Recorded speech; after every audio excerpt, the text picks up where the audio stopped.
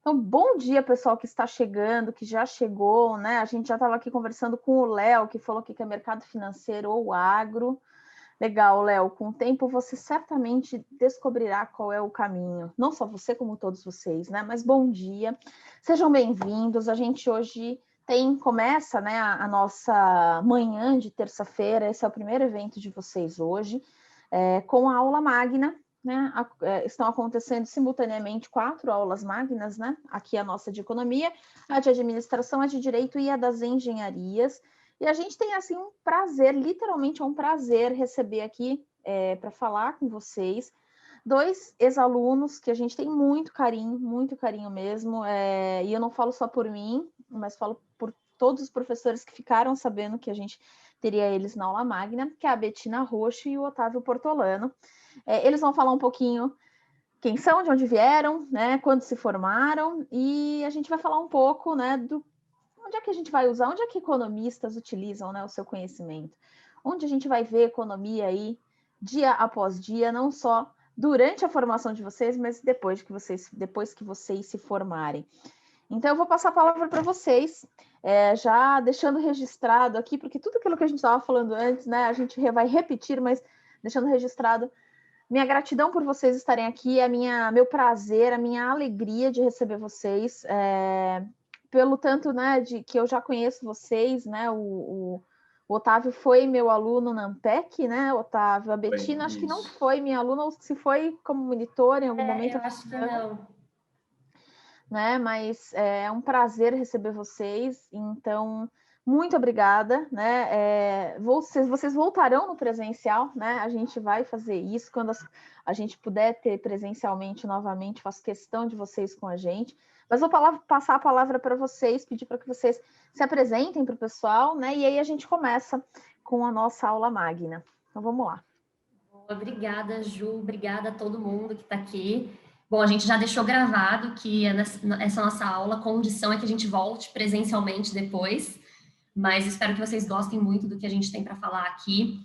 Parece que foi ontem que eu estava aí na mesma posição de vocês, só que presencialmente, né, em diferentes momentos, mas com muitas dúvidas e muita ansiedade e muita coisa para conhecer, e muita vontade, né, de estudar e, enfim, descobrir muitas coisas. Então, acho que essa primeira aula é uma primeira aula para vocês sentirem um pouco e principalmente também entenderem o lado da carreira, né? Eu e o Otávio estamos juntos aqui porque nós somos casados, já explicando, né, essa fase de distanciamento. E hoje eu sempre, na verdade hoje não, eu sempre trabalhei com investimentos, eu fui para um caminho diferente, né? Eu não fui para parte acadêmica, apesar de ter tido esse momento de dúvida também, mas desde que eu saí da faculdade eu já fui para a área de equity research, que é, né, que faz análises de empresas e recomendação de compra e venda de ações. E hoje eu trabalho na Rico, que é uma corretora da XP Inc., do grupo XP Inc., mas no fim desse nosso bate-papo, a gente vai entrar mais sobre carreira e tirar dúvidas de vocês, e a gente conversa mais profundamente sobre as nossas trajetórias. Eu também queria agradecer aí o convite, Ju e Insper.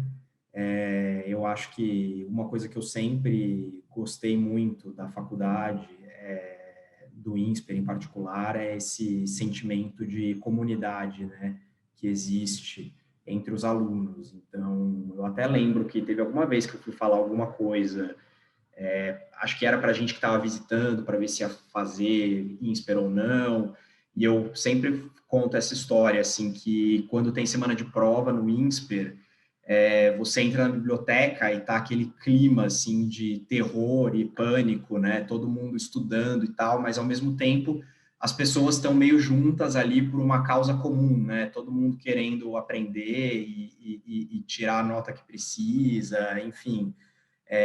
Sempre foi um negócio que eu gostei, assim, eu gostava de ficar na biblioteca só absorvendo, assim, esse clima, né? Talvez um pouco masoquista da minha parte, mas eu acho que todos vocês vão passar por algo semelhante na trajetória aí da graduação. E, enfim, para a gente é uma honra imensa voltar, a gente sempre tenta se manter próximo da faculdade, eu acho que esse é um trabalho que o INSPER faz muito bem feito. Embora a gente não possa estar aí presencialmente, a gente está, enfim, de coração aí com todos vocês e agradecemos muito o convite. E como a Bettina falou, assim, a ideia aqui hoje era mostrar alguns exemplos onde os economistas aplicam o conhecimento que eles têm, né, e que tipo de problema você consegue resolver. E aí acho que, enfim, a gente vai mostrar aqui que a gama aí de assuntos que o economista pode, entre aspas, meter o bico é muito grande, né? Então, assim, passa por macro, micro, até coisas mais sociais, política. Então, tem realmente muito assunto para falar. E acho que o que a gente meio que usou como inspiração assim para montar essa aula é um pouco porque, pelo menos no meu caso, assim, a minha aula magna foi uma situação meio assim, foi um professor que era da faculdade na época que foi falar sobre um assunto totalmente avançado e um negócio que, putz, eu boiei na aula. Depois até fui aprender, fui gostar do assunto, mas assim, na época eu lembro que eu olhei e falei, meu, o que eu estou fazendo aqui, né? Se a aula vai ser isso, eu não sei nada.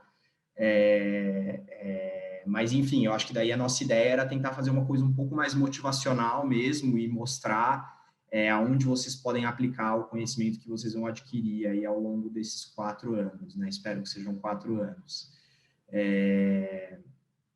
Enfim, eu acho que é isso, né? E aí a gente queria, então, mostrar esses exemplos, e aí depois a gente ia falar rapidamente sobre carreira. Acho que eu e a Bettina temos trajetórias razoavelmente diferentes do que a gente fez no pós-faculdade, embora hoje nós dois trabalhemos no mercado, acho que são funções diferentes e trajetórias diferentes. E aí depois a gente queria abrir para um Q&A aí vamos ver, já estamos vendo aí que vocês estão mandando um monte de pergunta, e aí a gente vai tentar responder, tá? Mas a ideia é ficar uma coisa bem informal mesmo, e aí a gente vai tentar ser o mais sucinto possível para poder justamente gastar mais tempo nas perguntas. Só acho que eu nem falei, mas quando vocês me mandaram a mensagem convidando, fiquei até emocionada, então é realmente uma alegria imensa estar aqui, estou muito empolgada, e vamos começar então, né? Vamos lá. Tem só um recado que eu já tinha recebido no meu celular, mas Sérgio Martins acaba de mandar, dizendo que está emocionado, disse que está muito feliz em assistir vocês. No meu celular ele disse que estava até emocionado. Inclusive, graças ao Sérgio, estamos juntos aqui, graças à econometria avançada. É isso aí que juntou, vamos deixar né? Vamos deixar para o Q&A. É isso aí. Então, vamos lá. A ideia é justamente essa, pessoal, é uma aula magna com a nossa cara, é uma aula magna para a gente falar o que é economia, onde é que a economia entra na vida. As matérias vocês vão ter daqui para os 4 anos, não vai faltar, né? Mas a gente quer entender, então vamos lá, vamos mostrar para o pessoal onde é que a gente enxerga economia, o que o economista faz com tudo aquilo que ele aprende na faculdade. Então vamos lá, pessoal, com vocês. Vocês têm material para compartilhar, né? Temos. E, continuem mandando as perguntas, daqui um pouco a gente já pega as perguntas e vai respondendo, combinado? Então, podem continuar mandando as perguntas aí no chat. Vocês estão vendo aí? Acho que a gente não vai conseguir ver as perguntas, mas a gente vai passando, qualquer coisa você fala. Tranquilo, né, qualquer coisa eu paro vocês, tá bom? Qualquer coisa eu paro, se for o momento, e faço as perguntas, tá bom? E as de carreira, pessoal, coisas específicas sobre a faculdade, vi que já apareceu uma perguntando quais são as matérias mais desafiadoras, isso a gente vai falar lá no final, tá bom? Combinado? Continuem aí, pessoal. Tá passando, Bê, perfeito. Estão vendo a tela? Estamos sim. Tá bom, beleza. Então, vamos lá. Então, era isso, assim, como a gente falou, a gente queria primeiro mostrar aí alguns exemplos mais aplicados de o que a gente pode, como que a gente pode usar a economia para responder algumas perguntas. Depois a gente vai falar rapidinho sobre as nossas trajetórias e aí a gente vai para algumas perguntas que vocês tiverem. Vamos começar aqui, acho que com um exemplo mais de macro, que é o seguinte, qual que é um problema importante aí dos policymakers e das pessoas que estão fazendo análise econômica hoje em dia? Os dados, eles são publicados com uma defasagem, um lag temporal aí significante, né? Então, porque tem todo um trabalho dos institutos de estatística coletarem as informações e tal, e montarem, enfim, o dado que vai ser divulgado. Então, por exemplo, agora no mês de fevereiro, a gente vai ter a divulgação dos resultados aí de produção industrial, varejo, serviços da economia brasileira, referentes ao mês de dezembro. Então, assim, a gente não tem uma visão real-time de como está a economia, né? O PIB do quarto trimestre do ano passado vai ser divulgado só em março. Então, assim, é quase um trimestre de defasagem entre você receber o dado e aí, de fato, onde a economia está, né? Na maior parte dos casos, isso não é tão problemático. Por quê? Porque as decisões de política econômica, seja monetária, seja fiscal, elas são feitas de forma gradativa, espaçadas no tempo, e existe uma diferença aí, tipo, um lag de tempo razoável até essas decisões baterem de fato na economia, né? Então, quando o Banco Central corta os juros para estimular a economia, o efeito que de fato vai se refletir, ele demora, não é instantâneo, porque tem toda uma questão de, enfim, bancos de fato repassarem essa queda, as pessoas verem a rentabilidade das carteiras delas mexer e aí, por consequência, tomar decisões de alocação de portfólio. Então, tem uma série enfim, etapas aí até isso se refletir na economia como um todo. Só que quando a economia sofre um choque repentino e de magnitude muito severa, como foi o caso, por exemplo, da pandemia agora do Covid, em fevereiro, março do ano passado, você saber o estado real da economia real time te traz muito valor, né? Porque, por exemplo, o que aconteceu em março do ano passado? Os bancos centrais, muitos bancos centrais ao redor do mundo, tiveram que tomar decisões de política monetária fora do calendário padrão, né? Então, como funciona? Geralmente, os bancos centrais têm reuniões pré-definidas ao longo do ano, onde eles tomam as decisões de política. O que aconteceu em março foi que teve um monte de banco central, o Fed nos Estados Unidos, inclusive, tomando decisões fora do calendário, porque viram que a situação estava muito ruim e precisavam atuar o mais rápido possível. Cada dia que passava era um dia precioso, porque os mercados financeiros estavam reagindo violentamente, né? Então, nesse tipo de situação, é muito importante você ter um assessment aí, real time, de como está a economia. E hoje em dia, existe uma série de dados que a gente pode recorrer para poder fazer essa inferência, né? Então, hoje, com esse desenvolvimento aí do campo de Big Data, a gente tem acesso a muito mais informação e a gente consegue, enfim, tomar uma decisão de política ou o que quer que seja de forma muito mais embasada do que antes, né? Então, o que eu queria mostrar aqui são alguns exemplos de dados que hoje o mercado e os policymakers estão olhando para tentar fazer, para tentar entender qual é o impacto da economia, e aí a gente vai, né, qual é o impacto da economia da crise do Covid, né? Vamos focar na pandemia, porque acho que fica um exemplo um pouco mais aplicado e bem recente, né? Então, por exemplo, o primeiro indicador que as pessoas têm olhado muito são esses índices de mobilidade, né? Que, enfim, tem diversos, mas em linhas gerais, como que funciona? Hoje, as empresas de Google e Apple, etc., elas conseguem acessar a informação do GPS dos celulares de todos os usuários, né? E aí elas conseguem fazer um tracking da atividade de cada indivíduo. Então, assim, ela consegue ver, por exemplo, o Otávio hoje foi no supermercado, o Otávio ontem foi na farmácia. E ela tem essa informação armazenada meu histórico inteiro, né? Desde que eu uso lá o Google Maps. Então, o que eles conseguem fazer? Eles conseguem pegar e medir o número de visitantes a uma categoria de comércio ou de serviço diariamente e comparar esse número com a média histórica, né? E aí, obviamente, você tem que comparar, por exemplo, dias da semana iguais, né? Porque a nossa rotina durante a semana, em geral, é diferente da nossa rotina aos finais de semana, né? Então, sei lá, parques ou museus ou cinemas vão ser estabelecimentos que vão ter visitas mais altas mesmo de final de semana. Então, faz pouco sentido você comparar a visita no museu de segunda-feira com domingo, né? Então, a gente tem que sempre olhar, tentar comparar coisas similares. E aí, basicamente, o que essas empresas estão fazendo hoje é justamente isso. Elas pegam o número de visitantes em cada estabelecimento, comparam com a média histórica para aquele determinado dia da semana, e aí elas conseguem medir o quanto que essas visitas caíram ou aumentaram, né?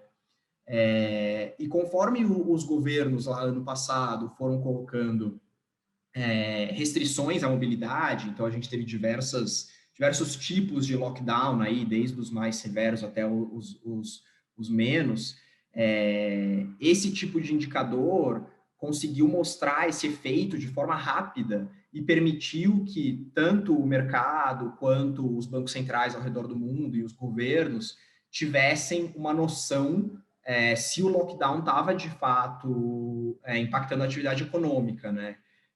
Porque lá no começo, quando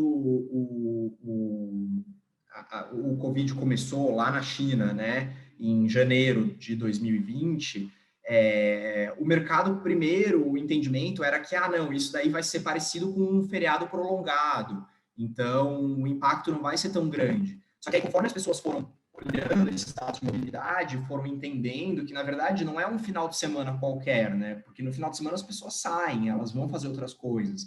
Era um colapso da atividade econômica generalizado, né? Então, quando essa ideia, assim, o mercado finalmente entendeu isso, foi quando começou, de fato, a precificar o tamanho da recessão que a gente ia ver, né, ao longo do ano passado. Então, assim, só para colocar aqui alguns exemplos, tem o Google, tem esse TomTom, que é um aplicativo que mede trânsito, parecido com o Waze, tem o Apple Maps, tem esse Citymapper. Então, assim, são diversos exemplos de indicadores. Então, só para mostrar aqui,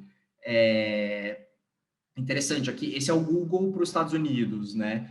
Então, você vê ali no começo de 2020, que estava rodando meio ali no baseline, que seria esse zero, né? Ele é medido como variação em relação à média, né? Então, o zero significa que está rodando na média. Aí teve um colapso em praticamente todas as categorias, na época mais severa ali do Covid. Aí, conforme foi tendo a reabertura da economia, foi voltando gradativamente. Mas mesmo hoje, você vê que está rodando ainda uns 20% abaixo da média histórica a maior parte das categorias. Então, varejo, workplace, né? Assim, pessoas que vão aos escritórios, ao trabalho, estação de transporte público.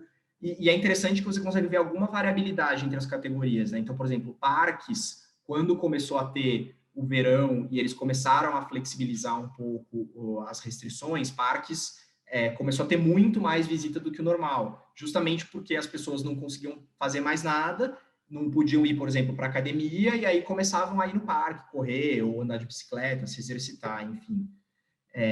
Isso aqui é parecido, é o da Apple, esse em particular para o caso do Brasil, né? Então, no Brasil, dá para ver que a queda foi muito severa no começo, ali, quando a gente teve o lockdown maior, assim, ao longo do país, e em particular em São Paulo, que acho que foi um dos piores, mas aí foi voltando gradativamente, e hoje a gente já está meio parecido com a média histórica, pelo menos em relação a transporte a pé e transporte de carro, né? Então, o transporte público ainda está significativamente abaixo, mas é uma situação talvez um pouco menos drástica do que os Estados Unidos. Isso aqui é a mesma coisa, só para tentar ver outros países, né? Então, esse é outro, é o Citymapper, é um outro aplicativo, mas só para fazer o mesmo ponto, assim. Aí você vê isso ao redor do mundo inteiro, é um comportamento similar, né? Então, é algo que está afetando o mundo inteiro, não é só Estados Unidos, enfim. Tá, aí esse aqui já é um outro. Esse aqui é para tentar entender qual foi o impacto no setor de aviação, né? Então, existe aquele aplicativo que chama site, né, que chama Flight Radar, que ele consegue mapear todos os voos que estão passando pelo planeta num determinado instante de tempo. E aí você consegue fazer a mesma coisa, assim, você monta uma série histórica do número de voos que está sendo, enfim, que está nesse radar ao longo do tempo. E aí você vê, assim, esse cara caiu de 100 e pouco para 20 ali no pior momento da pandemia, a parte de comercial, né? Então, voo mais turístico e tal. E a parte não comercial sofreu uma queda também, só que foi menos severa e normalizou bem mais rápido. Hoje em dia, você ainda está rodando aí uns 30% abaixo do que era no pré-pandemia na parte de voo de turismo, né? Outra coisa também que é legal, reservas em restaurantes. Então, você tem aquele aplicativo que é o Open Table, que você consegue fazer reserva para os Estados Unidos, né? E aí você consegue ver como que caiu o número de reservas em restaurantes com a imposição dos lockdowns, né? Então, mesma coisa aqui para para as principais cidades americanas, foi um colapso de praticamente 100%, na fase mais severa do lockdown, e foi voltando aos poucos, mas novamente ainda estamos muito abaixo do normal. E por último, um último indicador que eu queria mostrar é essa parte de gastos de cartão de crédito, né? Então, hoje em dia, os bancos, eles estão divulgando essas informações proprietárias lá nos Estados Unidos. Então, tem o JP Morgan, tem o Bank of America, que estão divulgando gastos de cartão. E aí eu acho que é curioso para ver dois efeitos. Bom, aqui, então, primeiro dá para ver, assim, logo quando teve as pessoas começaram a se preparar para os lockdowns, teve um aumento gigantesco na parte de groceries, né, que enfim, supermercado e farmácia, né, basicamente foi aquele efeito das pessoas estocando para se preparar para um lockdown, e aí depois esses caras, dá para ver que eles estão rodando meio perto da média histórica, principalmente do supermercado, né, não teve tanto impacto. Agora, a parte agregada, que é a linha preta, está rodando aí uns 10 a 15% abaixo. Aqui você vê a diferença entre o consumo físico, que é esse brick and mortar, assim, que é você de fato ir lá na loja física consumir, passar o seu cartão de crédito físico, e o cartão de crédito online. Então, assim, a explosão que teve o gasto online ao longo dessa pandemia, né? Então, isso era uma coisa que era muito comum, assim, entre as pessoas jovens, já fazer compra online, e foi um negócio que popularizou e de certa forma, deu aí uma suavizada grande, né, no impacto que a gente viu no consumo. Inclusive, mudou muito a dinâmica desses setores, né? Impactando também as empresas, impactando muito os mercados e os investidores que escolhem essas empresas para investir. Na verdade, foi uma aceleração de um processo que já acontecia, né? E que acaba mudando muitas perspectivas para frente. E aí, por último, um último dado que eu queria mostrar aqui para vocês é que esse tipo de dado de cartão de crédito é possível também ser utilizado para entender o impacto de políticas públicas que são feitas ao redor do mundo, né? Então, por exemplo, no caso dos Estados Unidos, teve uma expansão fiscal muito grande e uma das principais medidas foi que o governo enviou cheques para as pessoas que tinham uma renda abaixo de determinado patamar como um complemento, né? Porque muitas dessas pessoas, enfim, perderam emprego, perderam fonte de renda. E aí você consegue fazer esse mapeamento de pessoas que receberam o cheque e pessoas que não receberam e comparar como que o consumo delas foi evoluindo ao longo do tempo. Então, essa linha azul escura aqui, preta, mostra para as pessoas que receberam o estímulo como que elas aumentaram o consumo em relação às que não receberam, né? Então, foi um impacto de praticamente 30% aí no consumo das pessoas que receberam o cheque. Então, assim, isso é mais um exemplo de como dá para a gente usar esse tipo de dado até para fazer avaliação de política pública, né? Não só para entender, assim, o estado da economia. Tá? Enfim, acho que... e aí aqui, esse último mostra só, assim, a propensão marginal a consumir de cada classe aí de lar, né? Assim, ao longo do ano, a gente teve 2 estímulos grandes nos Estados Unidos, um que foram esses cheques que foram enviados em abril, e o outro foram os cheques que foram enviados na virada do ano.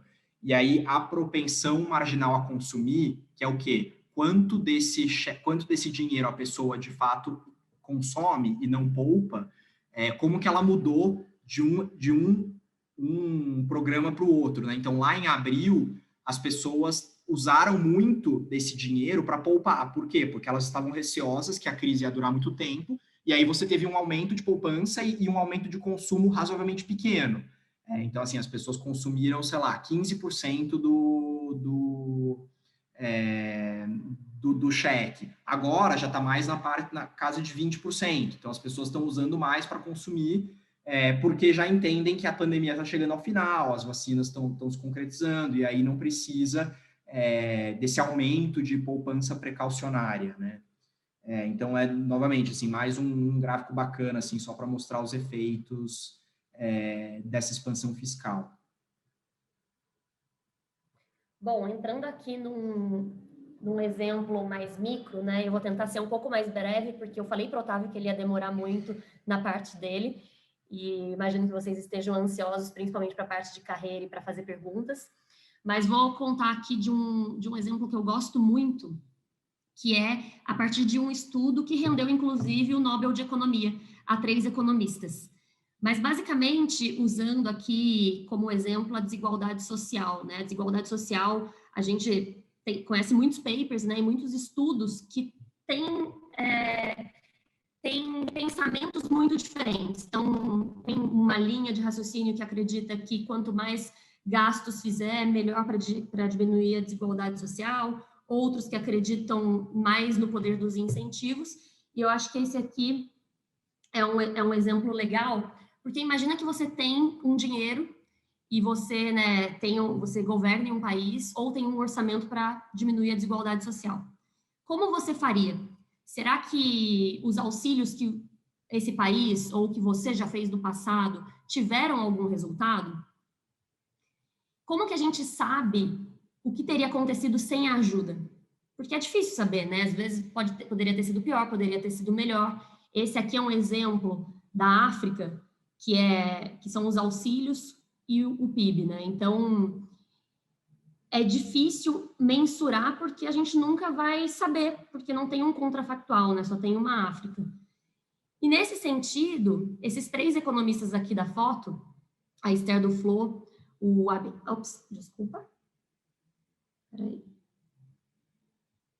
Abhi Hidit, que é o marido dela, inclusive, o Michael Kramer, eles ganharam o Nobel de Economia a partir de um estudo baseado em Randomized Controlled Trial, que é basicamente assim, dado que você não sabe como investir, né, para diminuir a desigualdade social, reduzir a pobreza de uma forma macro, dá para você fazer isso olhando problemas mais específicos, né? Então, com base no Randomized Control Trial, eles não conseguem responder a grande questão, mas conseguem responder essas questões mais micro, para daí começar a atuar e pensar de forma mais eficaz em como melhorar esses problemas, como o da pobreza e da desigualdade social.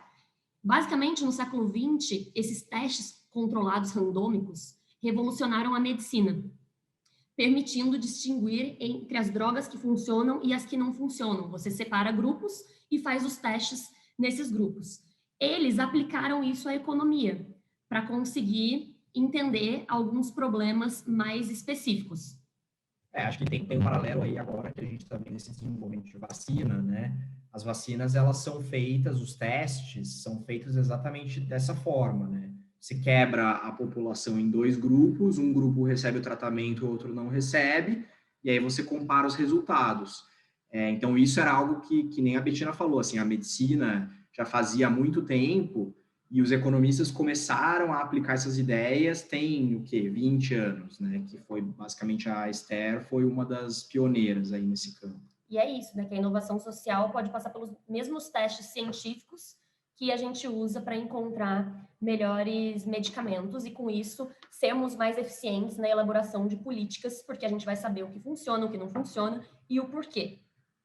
E aí, um exemplo, né, um estudo legal que eles fizeram foi o caso de imunização na Índia, que é a vacinação das crianças. Basicamente, 1% das crianças eram totalmente imunizadas, tomavam vacinas.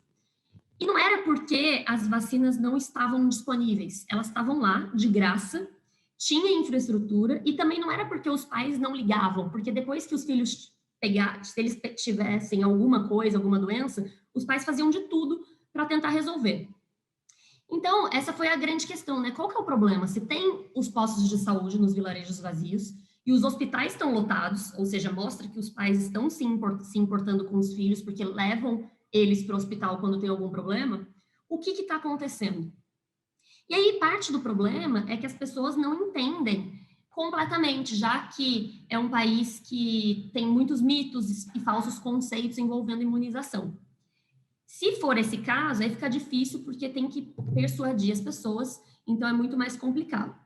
Mas eles pensaram que talvez tivesse outro problema, que é basicamente transformar intenção em ação. E para fazer isso, deveriam facilitar esse processo e 2, dar às pessoas uma razão para agir hoje, em vez de deixar para amanhã, o que muitas vezes acontecia, porque imagina que lá, muitas vezes, as mulheres que levam os filhos, que devem levar os filhos para tomar uma vacina, têm que percorrer um caminho muito complexo e muito extenso, chegando lá, às vezes o lugar está fechado, então ela perde a viagem, então tem muitos poréns nesse processo. E a pessoa acaba deixando para depois, quando, infelizmente, já é algum momento que não dá mais para a criança vacinar. E o que eles fizeram? Com o teste controlado randômico, eles separaram, né, 134 vilarejos nos distritos de Udaipur. E aqui vocês podem ver, que esse mapinha aqui que eu peguei até de uma apresentação da Esther Duflo, o azul é os campos que eles selecionaram aleatoriamente para fazer campo de vacinação, e os vermelhos são campos com um incentivo. O incentivo era 1 quilo de lentilha. Então, as pessoas iam lá vacinar os filhos, recebiam 1 quilo de lentilha. E os brancos são os pontos que nada mudaram, para comparação. E aí você pensa, né? Mas 1 quilo de lentilha pode ser muito pouco para convencer alguém que não queira fazer isso. Só que se o problema for, de fato, postergar, né, levar a criança para ser vacinada, isso pode dar uma razão, um incentivo para a pessoa agir agora. E foi exatamente isso que eles observaram. Com o acampamento, aquele lugar específico para vacinação, teve um crescimento na imunização de 6% para 17%, e com as lentilhas, esse número foi para 38%. Então, aí que está a resposta, né? Facilite de 1 quilo de lentilhas e você aumenta a taxa de imunização em 6 vezes. E aí pode gerar um questionamento, mas isso não é sustentável, porque não dá para ficar gastando com lentilha para dar para as pessoas. Só que isso seria uma economia errônea, né? Porque é mais barato dar o quilo da lentilha do que não dar, né? Do que depois ter que gastar com o tratamento de crianças que pegaram alguma doença porque não foram imunizadas. Então, o custo da imunização acaba sendo mais barato se tiver incentivos. Esse foi o resultado que eles encontraram. E aqui mostra, né, que é o custo de uma criança totalmente imunizada, com um acampamento de $50 por criança e o acampamento com incentivos $27 por criança. Um outro exemplo também de um estudo que eles trouxeram, baseado também nesse mesmo raciocínio, né, nessa mesma lógica, foi um outro caso na Índia, que eu gosto muito, que é sobre mulheres na política. Então, basicamente, a gente sabe que mesmo em países desenvolvidos, as mulheres são relativamente pouco representadas na política. Esse é um outro estudo, na verdade, né, com a Esther Duflo e uma outra economista, não é mais desses 3 de antes que ganharam o Nobel de Economia, mas que também tem um ponto bem interessante, porque é basicamente o Randomized Controlled Trial também, porque em 1993, a Constituição na Índia foi reformada para garantir maior autoridade aos panchayats, que é o sistema político indiano, que são as pessoas que são responsáveis pelos bens públicos locais, como escolas, poços artesianos, ruas, entre outros. E, em 93, aconteceu uma mudança muito importante, porque algumas outras regras também foram estabelecidas em relação à representatividade das mulheres. Eles definiram que 1/3 do panchayat deveria ser administrado por mulheres, obrigando as pessoas a votarem em mulheres também. E isso foi para alguns vilarejos, não foram para todos. Então, com isso, já teve ali, né, 2 amostras diferentes para conseguir implementar esses testes muito parecidos com o exemplo anterior. E qual foi o impacto disso? O que elas observaram é que teve um efeito de curto prazo, que foi uma mudança no investimento em bens preferidos por homens e mulheres. Então, o que deu para observar é que com mulheres teve um investimento maior em quantidade de poços artesanais. Acabou que teve esse efeito, né, de percepção de mudança de gênero. Então, as mulheres, percebendo que têm outros problemas, acabaram investindo em bens que elas estão mais familiarizadas ou que acreditam que sejam mais interessantes. Mas e no médio prazo? O que a gente sabe do efeito dessa maior presença das mulheres?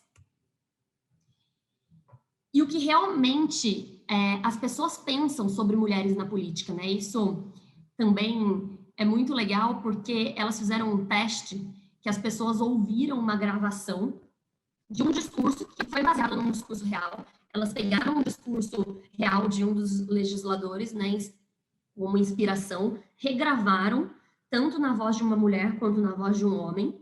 Então, era basicamente exatamente o mesmo discurso, só que com um homem e com uma mulher. E o que elas observaram é que nos lugares que não tinham sido expostos às mulheres na política, as pessoas classificavam o discurso feminino abaixo do discurso masculino, e mesmo sendo o mesmo conteúdo.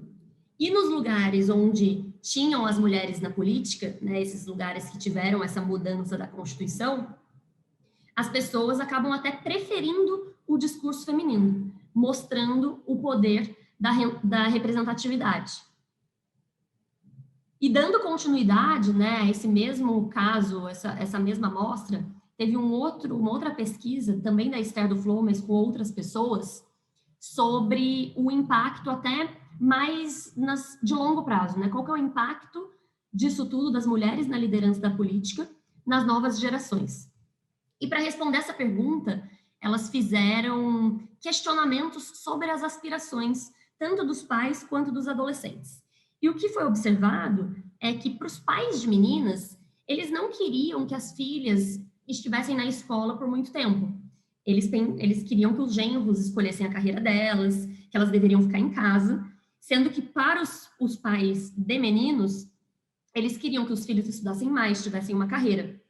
Só que depois de alguns ciclos de exposição às mulheres na política, a distância, esse gap, né, de expectativa para os meninos e para as meninas diminuiu consideravelmente. E não porque as ambições para os meninos diminuíram, mas porque as expectativas para as garotas aumentaram. Então, é isso que a gente consegue ver nessa tabela aqui ao lado, que mostra justamente esse gap aqui nas aspirações dos pais e nas aspirações dos adolescentes, quando, no primeiro bloquinho aqui, cinza mais claro, nunca teve a presença da mulher na política, né, nessas vilas. Depois, quando teve pelo menos a presença de uma legisladora, e depois a presença de 2, como se fossem 2 mandatos, né, de mulheres na política. E deu para perceber que elas conseguiram ver que esse gap de aspirações, esse gap de gênero, né, de meninos e meninas, para os pais diminuiu 25%, e para os adolescentes, 32%. Então, algo bem relevante, o que teve uma consequência também muito interessante, porque a taxa de evasão de escolaridade entre meninas no ensino fundamental se torna mais baixa, enquanto mulheres são vistas como exemplo, afetando positivamente as ambições para as garotas também. É isso da minha parte. Agora a gente tem mais um último exemplo. Sim, vou tentar ser breve nesse. Mas, assim, pegando já o gancho com o que a Bettina falou de política, esse tipo de experimento que a Esther Duflo conduziu lá na Índia, e esse que eu vou falar agora, é o caso que os economistas chamam de experimento natural. E qual é a diferença entre experimento natural e o Randomized Control Trial, que era aquele primeiro exemplo que a Bettina falou? O Randomized Control Trial é um estudo desenhado, então, assim, propositalmente feito para pegar uma população, separar em 2 grupos e aí comparar entre esses grupos. Opa, peraí que o gato ia aparecer aqui. O experimento natural, o que acontece? Ele é feito quando, por algum motivo, entre aspas, aleatório, existe uma separação de dois pedaços da população e aí você consegue estudar as consequências anos depois que teve essa separação. Então, no caso da Índia, que a Bettina mostrou, era isso, assim, teve uma reforma constitucional e aí alguns vilarejos passaram a ter presença obrigatória de mulheres, outros não. Nesse que eu vou mostrar aqui, vai ser o estudo da introdução da urna eletrônica no Brasil. Então, a gente vai ver, mas assim, essa variação que não é controlada, que é aleatória, mas assim, aconteceu, é um fenômeno que os economistas gostam muito de procurar para tentar entender os impactos que, enfim, geram a partir desse fenômeno, né? Então, esse paper é um paper de um economista brasileiro, Tomás Fujiwara, que é, assim, excelente o paper, e ele tenta responder, assim, como que a introdução de urnas eletrônicas no Brasil aumentou a democratização e mudou o perfil de gasto fiscal dos governos estaduais, né? Então, basicamente, existe essa teoria que o aumento da participação de eleitores de baixa renda leva a maior gasto redistributivo, né? Então, na prática, assim, o eleitorado fica um pouco mais amplo do que era quando as pessoas de baixa renda não participavam, e aí as políticas públicas que o governo vai fazer vão mudar, né? Vão ficar mais viesadas a favor desse eleitorado mais amplo.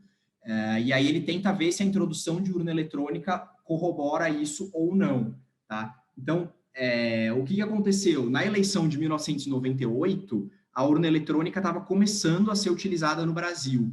E aí foi definido um critério pelo Tribunal Superior Eleitoral que só em municípios com mais de 40.500 eleitores teria o uso de urnas eletrônicas.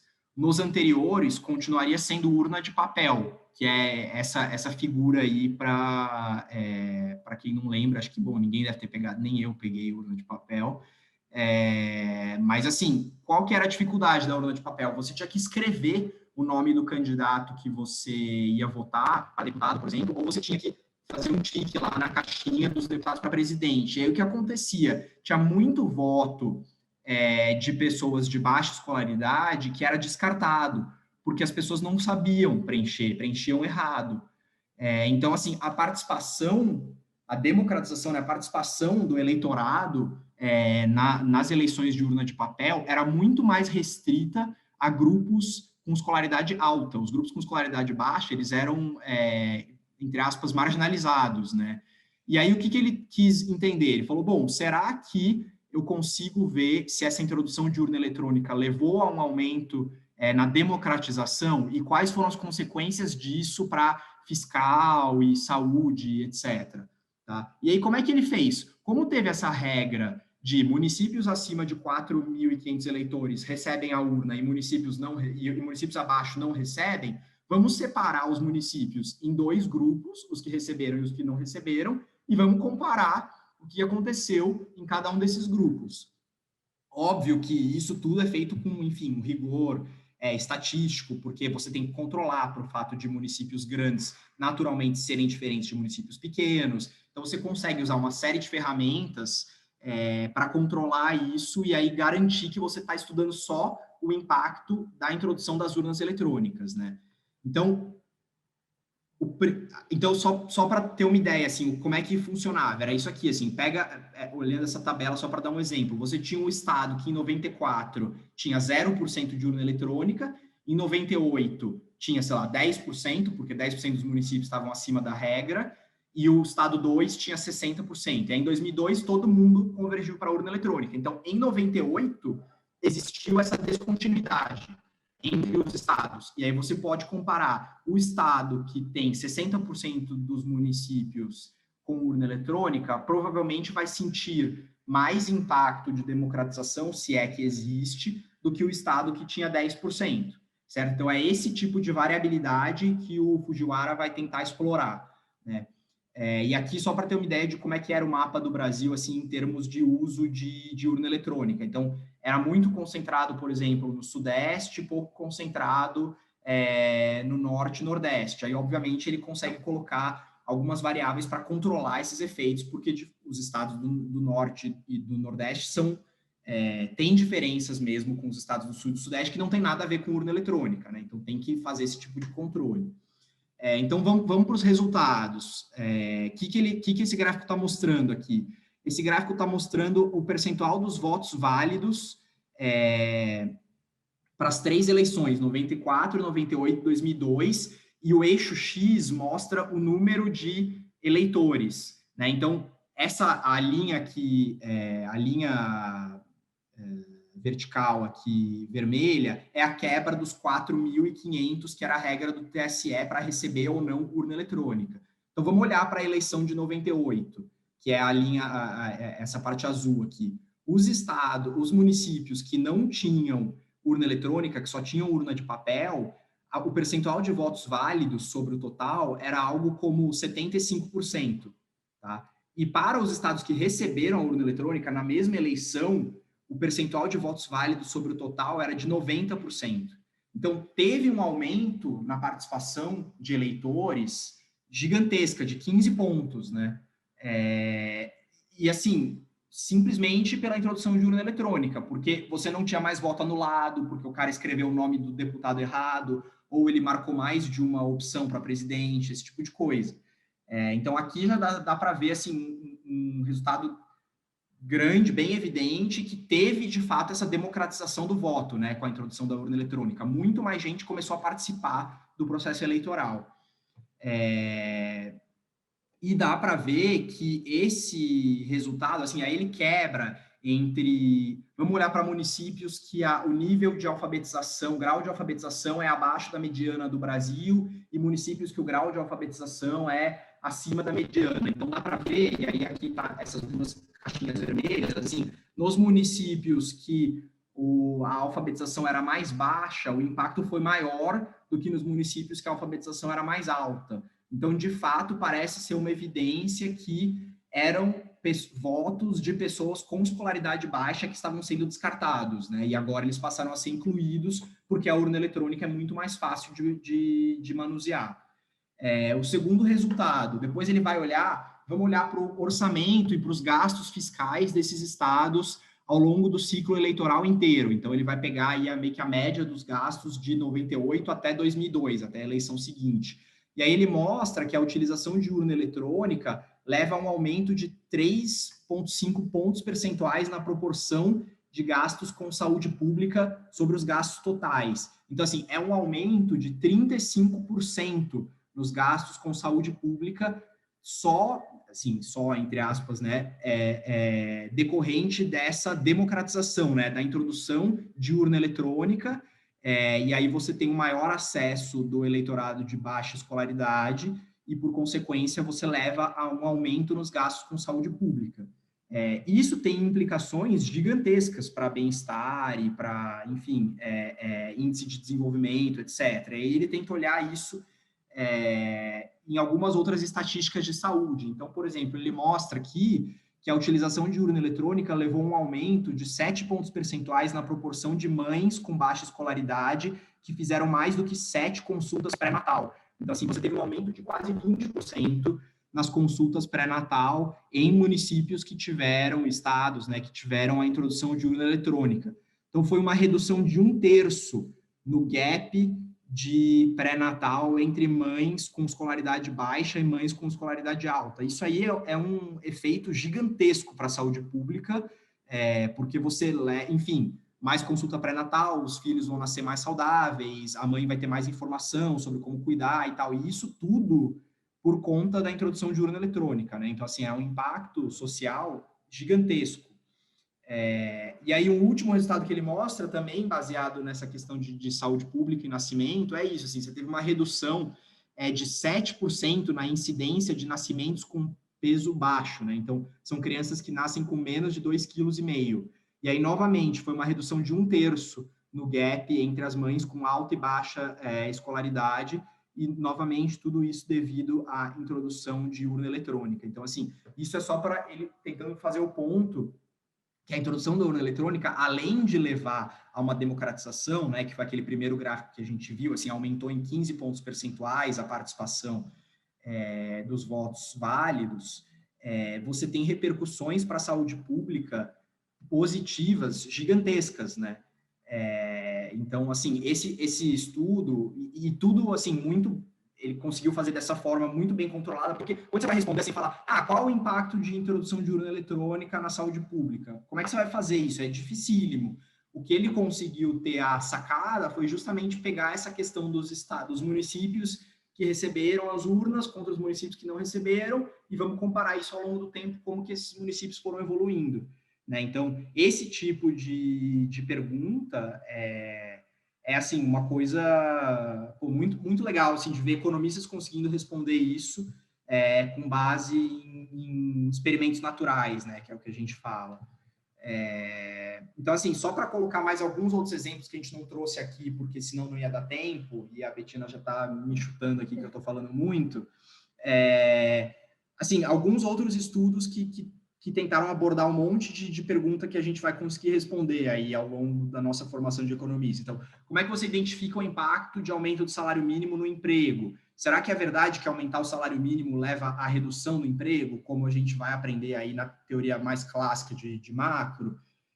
Como é que você conduz política monetária de forma ótima quando a taxa de juros já está no zero? Então, foi um problema que o Banco Central dos Estados Unidos teve que enfrentar lá pela primeira vez em 2008. Né, na crise, o Banco Central cortou para zero, não sabia mais o que fazer. Então, assim, os economistas conseguem responder esse tipo de pergunta. Como é que você usa a teoria de leilão, que é um negócio complicadíssimo, que vocês vão aprender aí um pouco em teoria dos jogos, para entender o mercado de Google Ads, né, aquela questão de anúncio online, porque isso é precificado real time. Então, como é que você precifica isso? Qual o mecanismo?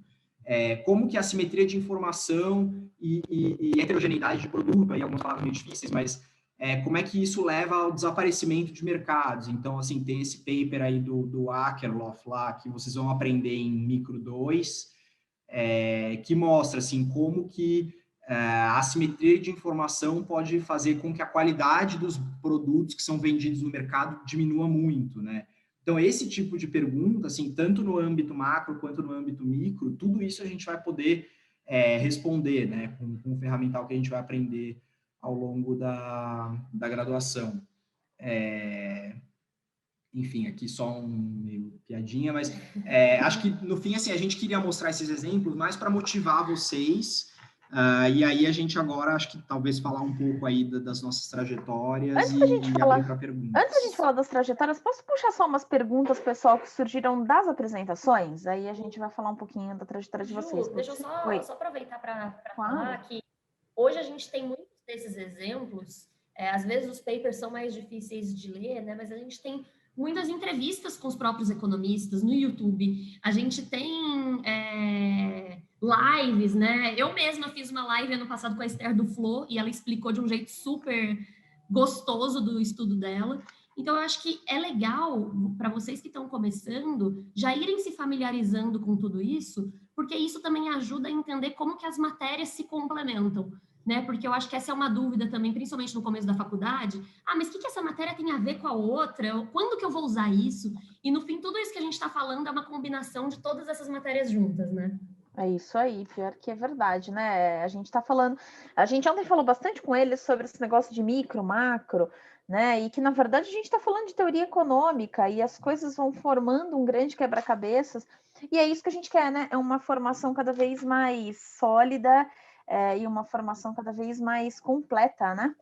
Eu vou puxar umas perguntinhas só que apareceram das apresentações. Tirar. Ah, não, vou deixar aqui coisa a gente Pode, volta no slide. Então, ó, eu vou puxando as perguntas algumas, eu vou agregando, que eu acho que é mais fácil. O Samuel Barros perguntou. O Otávio lá no começo mostrou que tem uma defasagem dos dados, né? Você falou até, inclusive, do PIB, né? A gente tem 6 meses de defasagem, 3 meses do trimestre, né, para o PIB, para divulgação, e ele pergunta sobre essa defasagem de dados que foi falada, como então um fundo quant, como o próprio Darius, segue bem o mercado? Como é que fundos quant conseguem seguir bem no mercado, mesmo tendo esse delay, essa defasagem? Então, assim, hoje em dia, o uso de Big Data e tal, assim, muitos fundos estão investindo pesadamente nisso para tentar justamente antecipar a divulgação dos indicadores macro, né? Então, assim, só para tentar contextualizar, assim, tem diversos indicadores que fazem muito preço quando são divulgados, né? Então, o PIB é um deles. No caso dos Estados Unidos, o relatório de emprego, que é um dos dados mais importantes. E as casas, tanto o pessoal que faz análise macro, quanto os próprios fundos, eles tentam criar projeções proprietárias para esses indicadores. E aí vale meio que tudo, assim, a gente tenta usar todo tipo de informação que a gente tem. Se significar que melhora a projeção, pô, melhor, tem dinheiro para ganhar aí, né? Então, assim, por exemplo, lá no Itaú, uma coisa que a gente faz muito para projeção de inflação, que é um dado super importante aqui para o Brasil, né? Faz muito preço. Então, o que a gente faz? Além de usar diversas consultorias que dão que fazem tipo coleta de preço, esse tipo de coisa, a gente tem no banco robozinhos que fazem coleta online de preço. Então, a gente vai fazer coleta de passagem aérea. É que agora a passagem aérea ficou um pouco distorcido, né? Mas a gente vai fazer coleta no Pão de Açúcar online para ver se está subindo o preço. Então, toda essa informação a gente usa para depois transformar numa projeção para o número que vai ser divulgado. E isso, assim, todo mundo faz, uns de forma mais sofisticada, outros menos, mas uma tendência, assim, algo que todo mundo está de olho sempre. É saber usar a informação, né, gente? Acho que é saber extrair o melhor dos dados e usar essa informação. Isso. Né? A informação está aí, a dificuldade é você coletar e analisar, né? Mas é fundamental, né? Vocês estão numa era, a gente está numa era que a informação é o básico, né? Oi, B. Essa parte quant também é muito importante nessa parte, né, do lado macro e nessa coleta de informações, mas quando a gente olha, por exemplo, para empresas, é algo que ajuda muito, né? Antigamente, como que a gente escolhia uma ação para comprar ou para vender? Humanamente, a gente ia lá e estudava cada uma das empresas. Imagina que tem muitas ações na bolsa, né? Se a gente olha só o índice Bovespa, são quase 80 ações e só o que está no índice a gente não consegue, né, uma pessoa olhar todas essas empresas.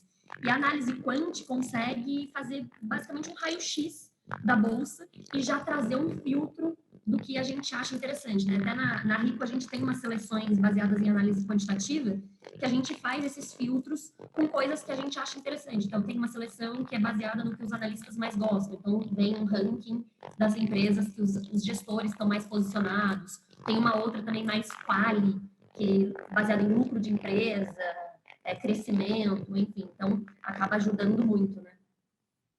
Na análise também. Muito, muito legal. Pessoal, percebam a importância, a gente já falou bastante disso ontem, a gente volta a falar agora e vai falar durante muito tempo, a importância de saber mexer com dados, de saber ler dados, de saber extrair informação, né? É fundamental, né? Vocês estão entrando no mercado no momento em que saber ler a informação é core, é fundamental. Apareceu uma outra pergunta, na verdade tem umas outras. Eu vou puxar primeiro uma da Mariana, e eu mesma vou responder rapidinho, Mariana, que era até uma coisa que eu tinha anotado aqui, né? A Mariana pergunta assim: se o aumento de 3,5% nos gastos de saúde pública não podia ser entendido como uma variação aleatória, porque ela imagina que tem uma margem de erro e de variação natural dos gastos ao longo dos anos. E então, como é que a gente entende se essa variação foi consequência de fato da implementação, né, das urnas ou não? Mari, quando a gente está fazendo, vocês vão ter bastante econometria, eu até anotei aqui que as tabelas, né, que o pessoal, que o Otávio e a Betina apresentaram, são resultados de estudos e o ensino da econometria que vocês vão ter ao longo aí dos semestres. Mas quando a gente faz esse tipo de experimento, e a gente vai lá e vê qual é o resultado, a gente, na verdade, está preocupado de fato de saber se esses 3,5% eles são aleatórios ou não. E a gente tem testes para fazer isso, tá? Então, os resultados, quando a gente reporta um resultado como esse, é porque os testes mostram com um elevado grau de confiança que, de fato, aquele resultado pode ser considerado válido, que ele pode ser utilizado, né? Não como uma certeza, a gente está fazendo uma estimação, mas com um grande grau aí de probabilidade de fato ele refletir o impacto da implementação de uma política pública ou não. E, aliás, essa é a graça, né, de fazer todos esses estudos, é a gente ver se aquele dinheiro que o governo está gastando para uma ação, se o recurso que a gente está aplicando num lado ou no outro, ele é válido para conseguir mudar a sociedade, tá? Você vai ver isso aí em econometria ao longo do tempo. O professor Sérgio Martins está aí conosco na sala. Sérgio vai ser professor de vocês em algum momento, e aí vocês vão ver isso tudo com bastante detalhe, tá bom? Tem mais duas perguntas específicas sobre a apresentação. Eu já vou fazer as duas. E aí depois tem uma do Bernardo também, eu já puxo a do Bernardo, mas o Eduardo Pinheiro Benevides pergunta se a obtenção dos dados pelas empresas para compor os índices de mobilidade pode ser considerada uma invasão de privacidade das pessoas, que é um tema que se tem falado muito, né, dessa obtenção de dados, se isso poderia ser invasão de privacidade ou não. O Samuel pergunta por que a gente usa a mediana para analisar os dados. Lembrando que mediana também é um conceito que vocês ainda vão ver em estatística em breve. Então, eu vou puxar essas duas primeiro, e daqui um pouco eu faço a do Bernardo. E aí a gente já vai puxar para a nossa próxima parte, que é falar um pouco de carreira. Então, vamos lá, pessoal. Pode ser considerado invasão de dados, obter os dados assim dessa forma para índices de mobilidade. E por que estamos usando mediana? Então, essa questão de invasão de privacidade, assim, óbvio que é uma preocupação, mas esses dados, eles são todos mostrados de forma agregada. Então, assim, você não consegue pegar uma pessoa específica e olhar... o Google consegue, né? Mas ele trata isso de maneira sigilosa. Então, o que é divulgado é só o agregado. A mesma coisa para os dados de cartão de crédito. Assim, é tudo anônimo, e divulga-se só o agregado. Então, nesse ponto, acaba ficando... a privacidade das pessoas acaba ficando preservada. Ninguém vai ver, assim, uma pessoa específica comprando tal coisa. Não vai ser suficiente para mexer o agregado, né? E lembrando que esse questionamento é um questionamento que a gente vai ter cada vez mais, né? Porque com a tecnologia, a exponencialidade de tudo isso, né, da digitalização, é uma pergunta que a gente sempre vai fazer. As empresas se posicionam como elas se protegem, né? Perguntando para você, então você tem que aceitar todas as regras estabelecidas por ela, mas é um assunto que gera bastante discussão mesmo. Legal. E essa questão da mediana, por que a gente usa muitas vezes a mediana e não a média? E aí o Sérgio, enfim, ou quem for da estatística 1 vai ensinar para vocês vão aprender, mas a média é uma estatística que ela pode ser muito distorcida por valores extremos, né? E isso acontece principalmente quando você tem amostras pequenas.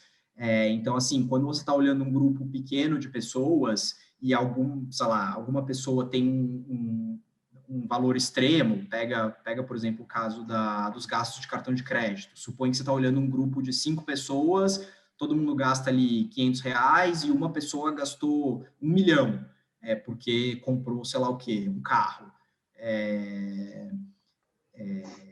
a média vai comparar, vai ficar muito distorcida, porque vai dar bastante peso para essa pessoa que gastou muito fora do resto, né? A mediana, ela tem também que pegar quem que é o cara que está no meio dessa distribuição e olhar o que esse cara fez, né? Quanto que ele gastou. Então, ela é muito mais insensível a outliers, né? Que é o que a gente fala, assim, a pontos extremos de uma distribuição de probabilidade. Legal, maravilha. Bom, vamos falar um pouco de carreira? Eu queria propor para vocês, eu puxando umas perguntas, apareceram várias perguntas legais aqui no nosso chat, então eu tinha pensado da gente puxando algumas perguntas e vocês já irem falando de carreiras e respondendo eles, pode ser? Então eu vou começar lá do começo, né? Tem muitas perguntas perguntando da trajetória, né? Então, por exemplo, a Estela pergunta se vocês mantiveram os objetivos profissionais ao longo da faculdade, ou se eles foram mudando durante o curso. E ela diz que ela pergunta porque ela ainda não tem certeza da área que ela quer trabalhar. Vocês entraram na faculdade sabendo para onde vocês queriam ir? Vocês sabiam que vocês queriam mercado? Ou as coisas foram mudando com o tempo?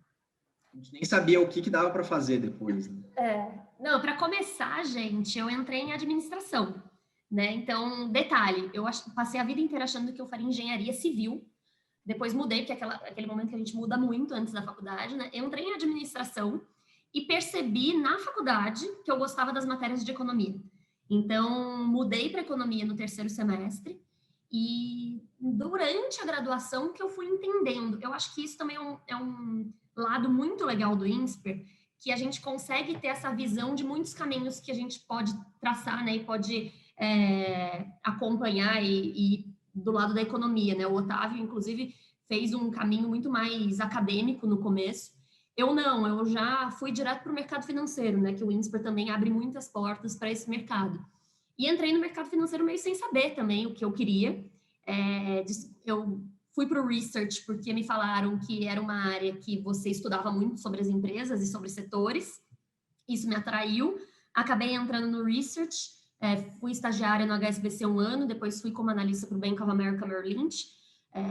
Acabei, durante esse tempo todo, cobrindo commodities, então saber economia foi muito importante, porque é basicamente oferta e demanda, né? Então, me ajudou muito ser economista, apesar de ser uma área que não precisa ser economista, né? Mas acho que foi muito bom para mim. E depois eu saí do mercado financeiro, fui para a empresa, fui para planejamento estratégico, na Stone Pagamentos, para fazer metas, orçamento. E depois de um ano, eu voltei para o mercado financeiro na XP para começar o time de análise da XP, junto com o meu antigo chefe, que foi do Bank of America Merrill Lynch. Aí já fica uma lição, né? Façam sempre networking em todos os lugares que vocês estiverem. Nesse momento de digitalização é mais difícil, mas façam o que puderem. Abram a câmera, falem com as pessoas, chamem para conversar. Então, só depende da gente, né? Eu voltei, então, depois para o mercado financeiro, fui para a XP 3 anos atrás, fazendo análise de ações ainda.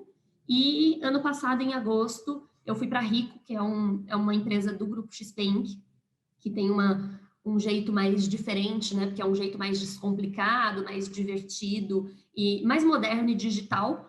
E assumi como estrategista-chefe lá. Então, hoje eu não olho mais só ações, eu olho investimentos de uma forma geral, tentando fazer um negócio que eu nunca imaginava antes, que é muito essa parte da comunicação, né? E das redes sociais. Algo muito mais amplo do que eu imaginava quando eu estava na faculdade, né? No meu caso, a mesma coisa também, assim, eu entrei sem saber muito o que eu ia fazer e aonde dava para atuar. Ao longo da faculdade, eu peguei muito gosto por estatística em particular, mas, assim, gostava muito de estudar e fui percebendo que eu queria continuar estudando mesmo depois que eu terminasse a graduação, né? Eu tinha vontade de aprender mais a fundo a maior parte das matérias que eu tinha aprendido. E aí eu resolvi fazer o mestrado acadêmico.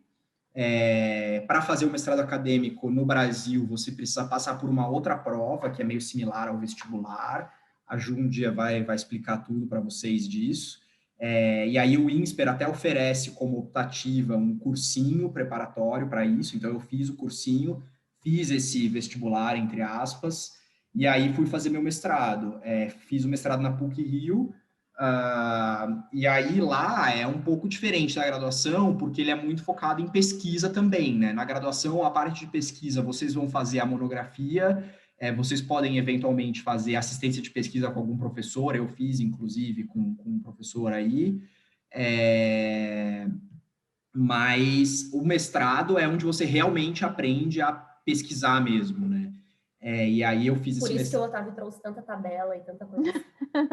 Aí eu fiz esse mestrado de 2 anos. Ao final do mestrado, eu também não sabia se eu queria ir fazer o doutorado, se eu queria continuar na academia ou se eu queria ir para o mercado financeiro ou alguma outra coisa. E no fim, ao longo do mestrado, eu decidi que eu não iria fazer o doutorado. Eu achei que era um investimento muito alto. O doutorado lá fora hoje as pessoas estão fazendo em 6 anos. Tem a opção aqui no Brasil também, inclusive o programa do INSPER, que é excelente. Conheço pessoas ótimas que estão fazendo. Mas na minha época o programa do INSPER ainda nem tinha começado direito, não tinha uma opção muito bacana, então eu acabei também desistindo e fui trabalhar no mercado financeiro. Não me arrependo, assim, estou muito feliz hoje, mas assim, é isso, eu acho que a gente nunca vai ter certeza do que a gente quer, né, porque a gente nunca vai conseguir experimentar os dois caminhos. Então, você sempre vai ter aquele contrafactual que você não observou, né?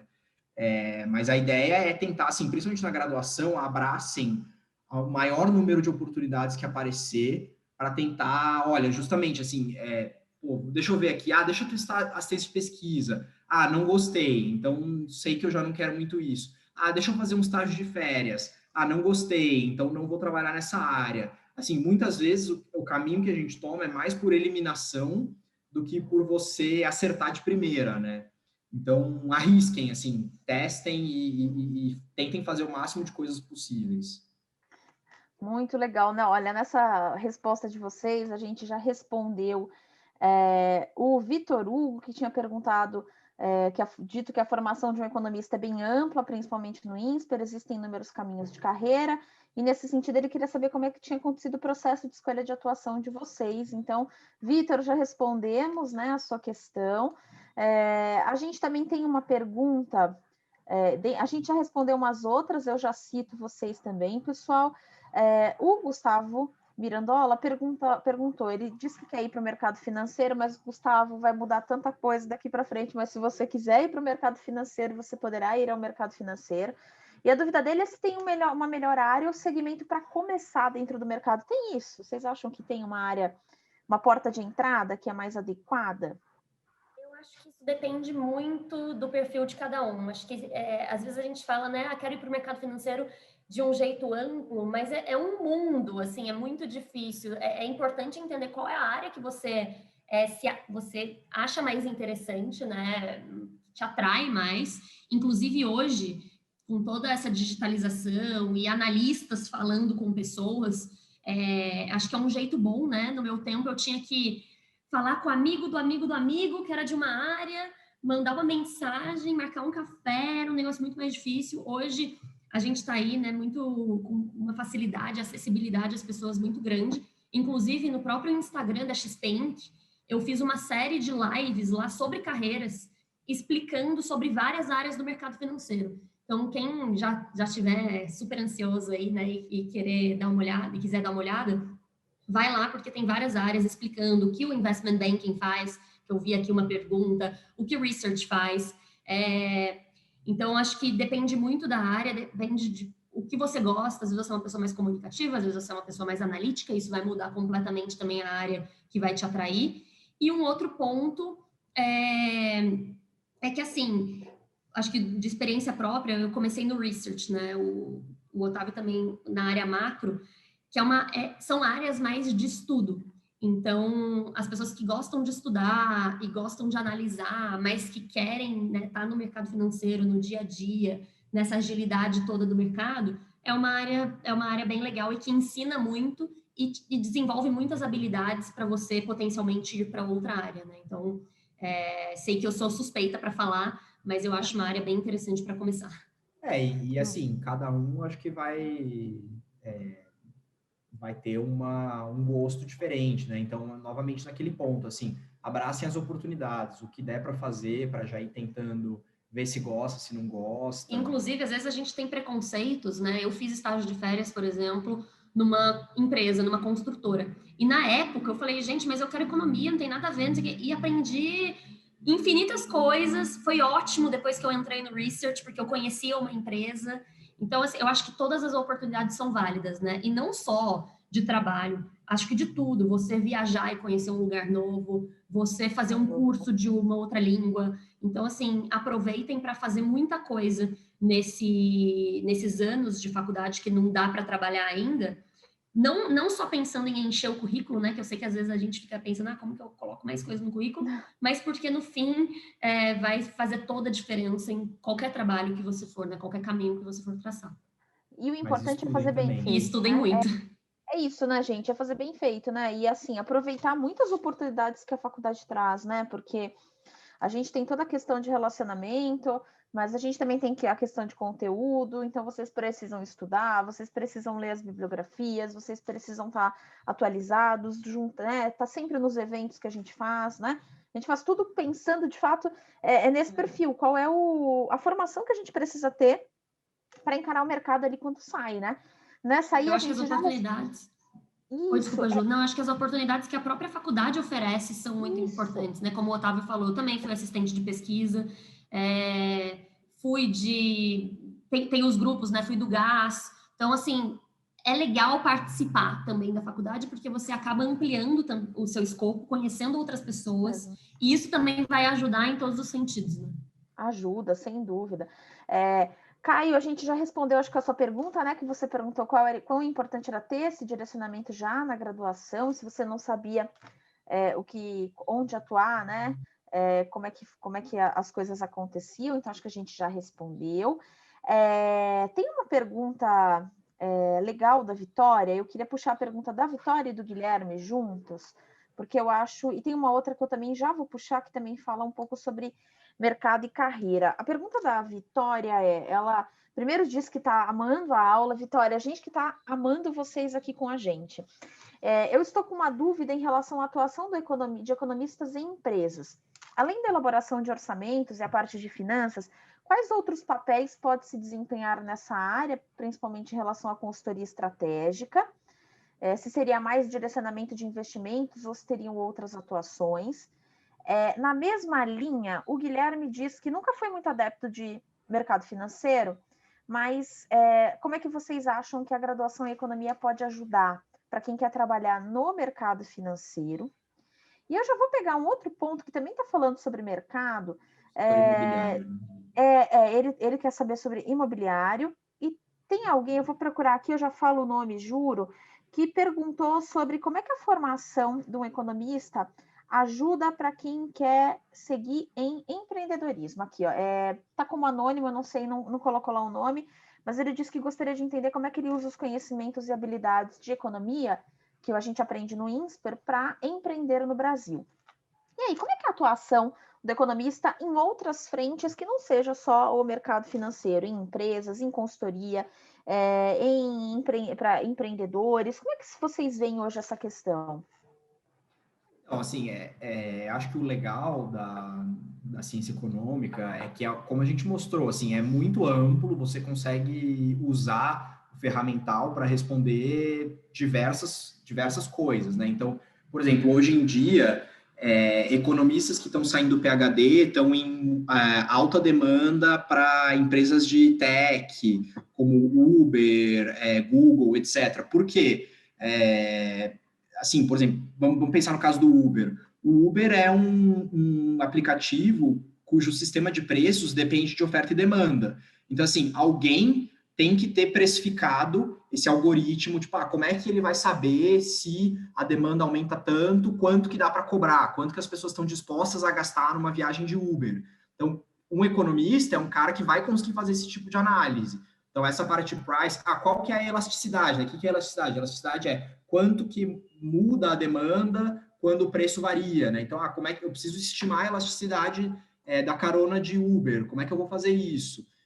Então, assim, para esse tipo de trabalho, vai precisar do conhecimento de um economista, né? Quando a gente pensa no mercado financeiro, acho que ser economista é sempre muito positivo, porque todas as áreas do mercado financeiro, estão atreladas à conjuntura, né? Então, o que está acontecendo no mundo, o porquê das coisas. Então, acho que essa capacidade que a gente aprende, né, que a gente já estudou por muito tempo, de ler o que está acontecendo, de entender a relação de inflação e juros, isso acaba impactando todas as áreas, né? Então, não digo que, por exemplo, na área de research, tem várias pessoas que não fizeram economia e são excelentes analistas, né? E são muito bons, as pessoas engenheiras também são muito boas, as administradoras também, mas eu acho que ter esse entendimento, começar já sabendo qual é a relação da economia, os impactos que todas as movimentações têm nas empresas, né, tanto olhando macro quanto micro, é muito bom, porque ajuda na hora do trabalho. Então, é um a mais, né, no mercado financeiro. Obviamente que tem áreas de economia que você precisa ser economista mesmo, tanto que essa parte acadêmica acaba sendo muito importante no mercado financeiro também, como o research de economia. É muito difícil você entrar se você não tiver um mestrado, pelo menos, né? Porque é algo muito mais economia mesmo. Você tem que fazer estimativas para o PIB, estimativas para juros, para vários indicadores, né, econômicos. Então, precisa ter essa parte econômica mais forte. Mas outras áreas, como a minha de empresas, não precisa, mas ajuda, né? Quando você sabe sobre economia, você já sabendo o macro, para entender o micro das empresas, fica bem mais fácil. Muito legal. Você já respondeu assim, uma pergunta do Tomás. Pode falar, Não, Otávio. acho que para coisas mais talvez gerais, como o setor imobiliário ou empreender, assim, o economista, ele vai ter uma noção muito boa da macro, né, do ambiente macro, assim, como é que as condições alteram, como é que as decisões de política monetária, fiscal alteram o ambiente. Então, assim, para um setor imobiliário, saber o que vai acontecer ou ter uma opinião sobre o que vai acontecer com a taxa de juros é importantíssimo, né? Porque isso vai influenciar o preço dos imóveis. Para um empreendedor, ter uma ideia de, olha, o Brasil está propondo, o governo está propondo tal e tal reforma, isso aqui vai melhorar muito o ambiente de negócio, vai ficar mais fácil. Então, assim, tem esse lado macro também que o economista domina bem, né?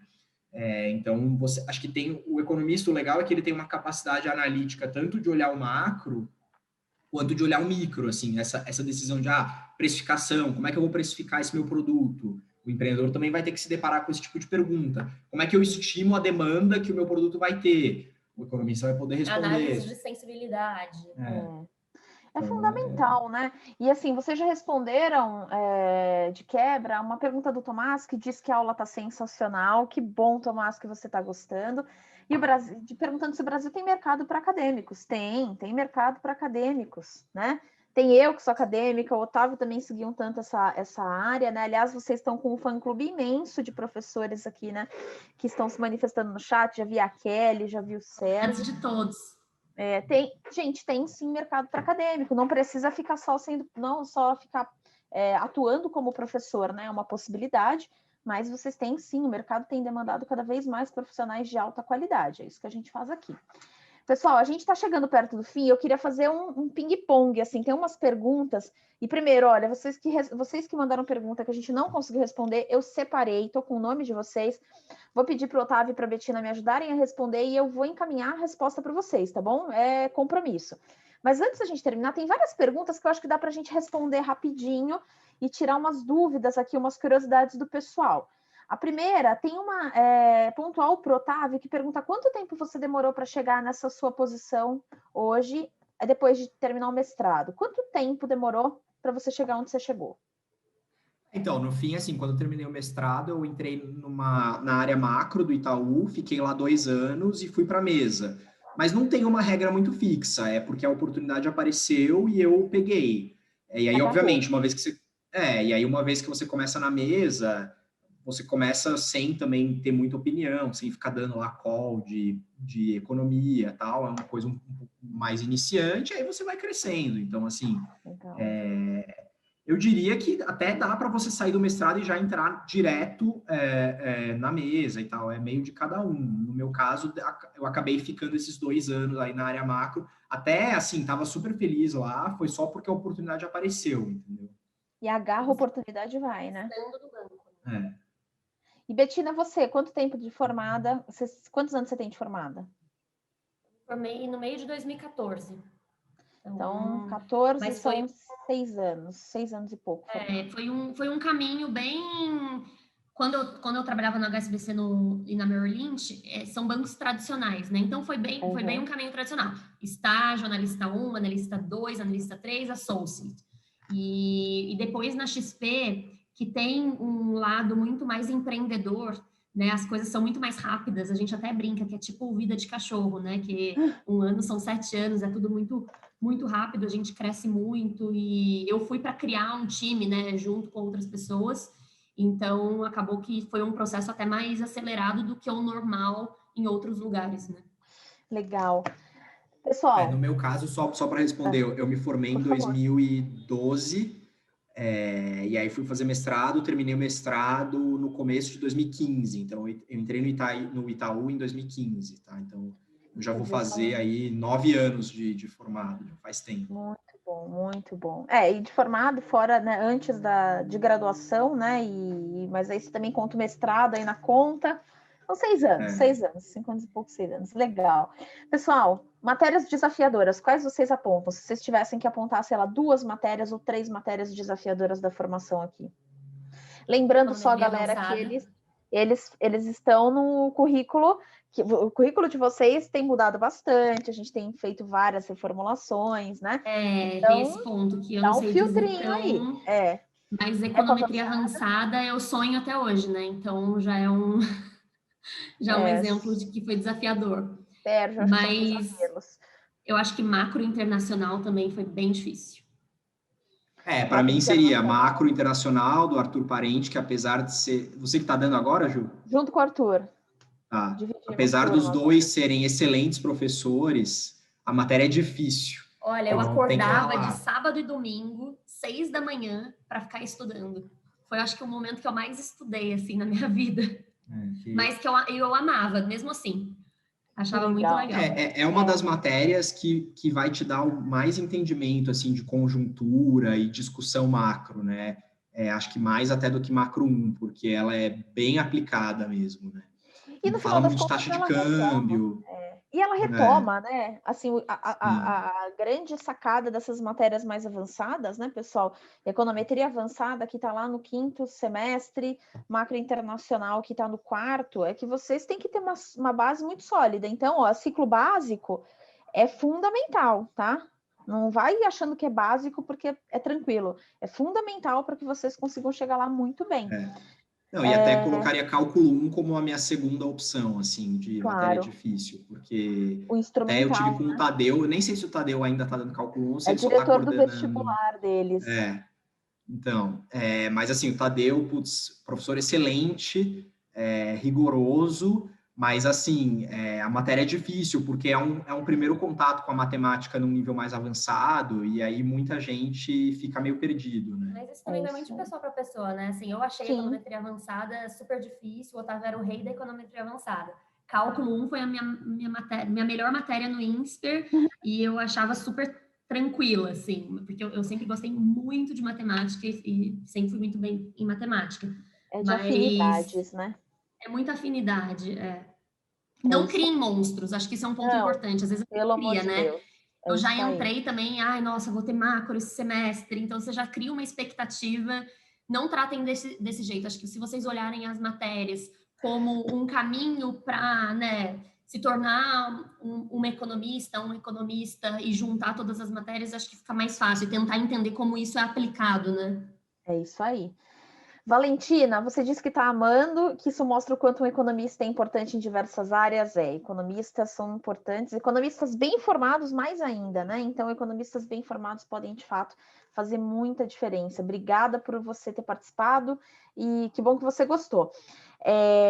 Laura, eu vou responder a sua pergunta, Laura Biava, e eu vou retornar uma pergunta, me responde no chat, que eu fiquei com uma curiosidade, se você é parente do professor Adriano Biava. Responde para mim no chat, mas antes disso, Laura pergunta se vocês seguiram alguma trilha. Laura, esse sistema de trilhas, porque eles estão agora sendo apresentados as trilhas, as eletivas de trilha, que são uma possibilidade de eletivas ao longo de toda a graduação, que vocês não tiveram essa possibilidade, né? Não era assim. Eles não seguiram trilhas, assim como vocês agora podem fazer, porque era um pouco diferente a graduação deles, mas eles tiveram toda a formação que vocês tiveram, né? As eletivas lá do final também já estavam disponíveis, a maioria delas. Então, a formação deles é um pouquinho diferente, vocês já têm a possibilidade de ir refinando ainda mais aí o conhecimento de vocês, tá bom? E não esquece de responder para mim aí, que eu fiquei curiosa. Tem uma pergunta aqui da Valentina, eu queria fechar com dois pontos que a Valentina trouxe. Ela quer saber se vocês têm algum conselho para eles que estão entrando na faculdade. Acho que o Otávio já falou bastante isso, Betina também, de agarrar as oportunidades. Mas para a gente fechar, se tem algum outro conselho e uma recomendação de leitura para eles, se vocês pudessem falar assim, olha, esse livro vocês têm que ler, é esse livro que seria o legal de um economista saber. O que vocês indicariam? Difícil? Aconselho, assim, além disso, agarrar todas as oportunidades, deem o sangue aí, usem o máximo desses 4 anos. Então, assim, chegar às 7 da manhã e ir embora às 10 da noite todo dia. Vale muito a pena, até para vocês. É que agora está virtual, mas quando voltar, para ter essa vivência da graduação e tal, aprender com todos os professores. Tem muita gente boa aí para vocês absorverem conhecimento, tá? Então, não deixem passar essa oportunidade. Um livro, assim, é difícil. Você tem alguma... Tem um livro que eu sempre falo, inclusive eu falei numa live com a Ju, que é da Esther Duflo, Good Economics for Hard Times. É um livro gostoso de ler, tem vários exemplos legais e os estudos dela, né, e do marido dela. Então, acho que, sim, super legal. E sobre dicas, acho que, além de tudo que a gente falou, lembrem-se sempre que, muito provavelmente, vocês vão esbarrar com as pessoas que estão fazendo faculdade com vocês no mercado de trabalho. Então, façam amizade, conversem com as pessoas, se ajudem. Eu acho que hoje, assim, várias pessoas que eu encontro no mercado e estudou comigo, é muito gostoso, é muito legal, porque, como o Otávio falou, é esse sentimento, né? A gente estava lá junto, a gente estava estudando junto, muitas vezes sofrendo junto. Então, aproveitem mesmo, fiquem na faculdade, estudem muito, porque estudar, assim, obviamente que é importante para passar na prova, mas vai fazer toda a diferença também quando vocês forem para o mercado de trabalho. Não sejam acomodados, né?